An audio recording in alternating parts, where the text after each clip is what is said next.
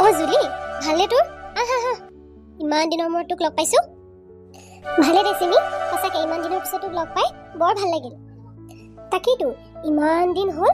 ঐ 6-7 বছৰ মানে হ'ল নেকি আমি লগ নোপোৱা। সেই মেট্ৰিক পাছ কৰাৰ পৰাতো লগেই পোৱা নাই দেচোন। তই যে একদম বেলেগ হৈ গলি পাই। হয়নে? পিছে তইও শকত হলি দেই। আগতে ইমান কেটেং মেটেং আছিলি, এতিয়া একদম হেল্ডি যেন দেখে দেখাত। বাকী খুৰা খুৰীহঁত ক'ত গ'ল? ভালনে তেওঁলোকৰ? তেওঁলোকৰো ভালে দে। হেৰি জুলি, এই কাম এটাত ওলাই গৈছে। বাকী কচোন, তোৰ মা দেউতাৰ ভালেনে? ভাইটি কিমান ডাঙৰ হৈছে? ভালে দে। এই ভাইটিও এবাৰ মেট্ৰিক দিব আকৌ। আহাচোন, এনেকৈ থিয় হৈ কিমান কথা পাতিম। মোৰ ৰুমত আমি একদম ধুনীয়াকৈ বহি লৈ কথা পাতিম। সঁচাকৈ জুলি, দিনবোৰ যে কেনেকৈ পাৰ হৈ গ'ল চাচোন। সেই ক্লাছ 10লৈকে দুইজনী কেনেকুৱা আছিলোঁ, ইজনীয়ে সিজনীক নহ'লে নেদেখিলে থাকিব নোৱাৰোঁ। আৰু এতিয়া চা, আজি আমি 6-7 বছৰ পিছত লগ পাইছোঁ।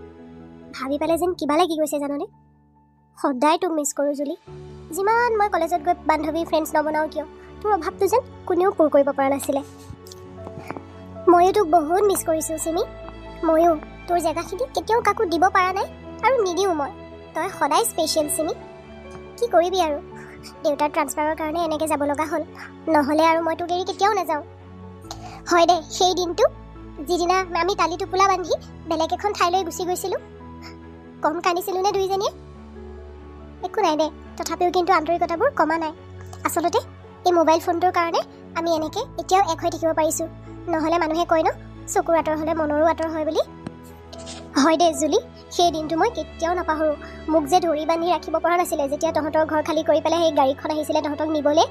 আৰু মানে কি ইমান দূৰত গুচি গ'লি, যাওঁ বুলি যাবও নোৱাৰোঁ। সকলো নিজৰ নিজৰ কামত ব্যস্ত। সঁচাকৈ জুলি, এতিয়া চাগে ভগৱানে আমাক কৰ্মক্ষেত্ৰখনতে মিলাই দিছে। তোৰ জব ইয়াত, মোৰো জব ইয়াত। প্ৰাইভেট জবে বাৰু, তথাপিও এতিয়া অন্ততঃ আকৌ আমি দুজনী একেলগে থাকিম। আমাৰ বন্ধুত্ববোৰ আকৌ ঘূৰি আহিছে।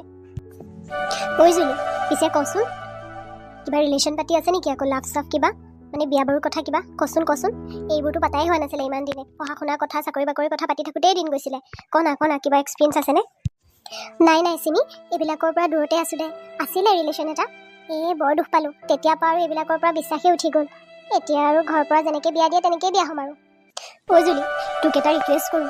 মোৰ দাদাৰ কাৰণেও ছোৱালী চাই আছে। তই নহ'লে মোৰ বৌ বনি যা দে। তেতিয়া আৰু মোতকৈ সুখী আৰু কোনো নাই।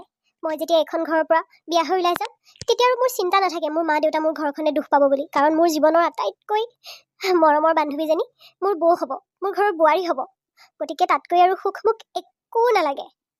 তই বাৰু এতিয়া বুলিয়ে কোৱা নাই, যেতিয়াই তই বিয়া হ, মই লাগিলে দাদাক ৰ'বলৈ ক'ম। আচলতে দেউতাৰো ৰিটায়াৰমেণ্ট চমু চাপি আহি আছে। গতিকে দেউতাই ভাবিছে মানে কি এখন বিয়া পাতি দিওঁ। মোক কৈছিলে, কিন্তু মই কৈছোঁ যে মই জবটো আৰম্ভ কৰিছোঁহে, মই এতিয়া নহওঁ। গতিকে দাদাকে বিয়াখন পাতি দিয়ক। গতিকে দাদাৰ কাৰণে ছোৱালী চাই আছে। আৰু তোতকৈ বেটাৰ কোন হ'ব কচোন? তোৰ দাদাকো নেদেখা বহুত দিন হ'ল। দাদাও চাগে বহুত বেলেগ হৈ গ'ল ন? আগতে টিউশ্যনলৈ আহিলে কিন্তু তহঁতৰ দাদাক নোচোৱাকৈ নাথাকোঁ দেই।